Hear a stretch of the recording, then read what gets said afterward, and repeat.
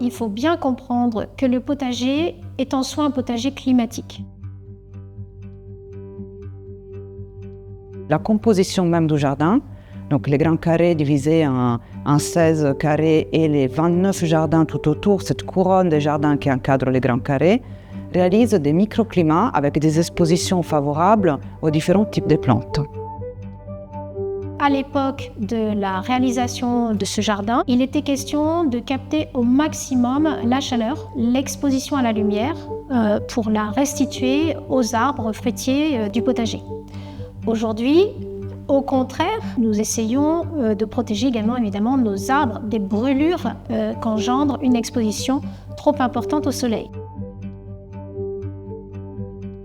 Aujourd'hui, on a été un peu forcé d'adapter certaines de nos pratiques au contexte qu'on subit. Depuis 2010 que je travaille dans le milieu de l'arbre et je vois quand même déjà à ma petite échelle un changement au niveau des saisons, plus un dérèglement, plus de pluviométrie, du froid quand on ne l'attend pas ou au contraire pas de froid quand on l'attend réellement. Sur les arbres fruitiers, le fait de ne pas avoir suffisamment de froid au moment de l'hiver peut nous gêner pour la levée de dormance des arbres fruitiers. Pareil, un manque de froid pendant l'hiver ne tue pas suffisamment de pathogènes et de ravageurs. Le fait d'avoir trop de pluie, comme là, d'avoir des printemps très humides et en même temps très chauds, c'est très favorable aussi au développement de pathogènes.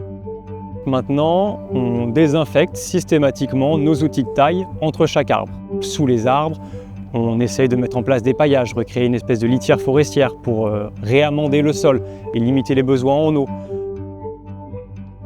Tous les murs exposés au sud ne se prêtent qu'aux pêchers abricotiers principalement, à cause de la chaleur qui est dégagée. Si on veut mettre de la poire dessus, par exemple, il faut prendre des poires très précoces, qu'on récoltera très tôt et qui n'auront pas le temps de brûler.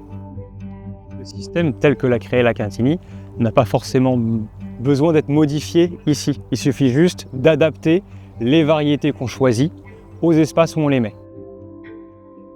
Et puis ce qui est amusant, c'est qu'on en revient à des formes, à des pratiques antérieures au siècle de la chimie.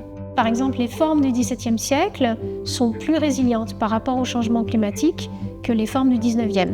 Toute l'idée, c'est de maintenir l'intention initiale du jardin, d'être fidèle à ses racines culturelles, mais de le faire évoluer dans une logique évidemment de transmission pour l'adapter aux nouvelles conditions climatiques et environnementales.